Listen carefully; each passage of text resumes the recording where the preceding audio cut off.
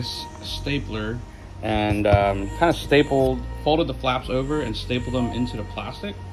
It doesn't have to go all the way because now I could just take a pair of pliers and just you know, make sure I bite them all in. And I just went around with these needle nose pliers and just tighten them all down. They're all tight. Hopefully it doesn't go anywhere.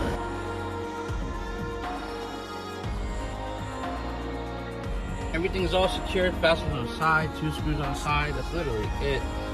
This is the final touch, man. Putting on shift 9. Yeah, so that's it, man. She's on there.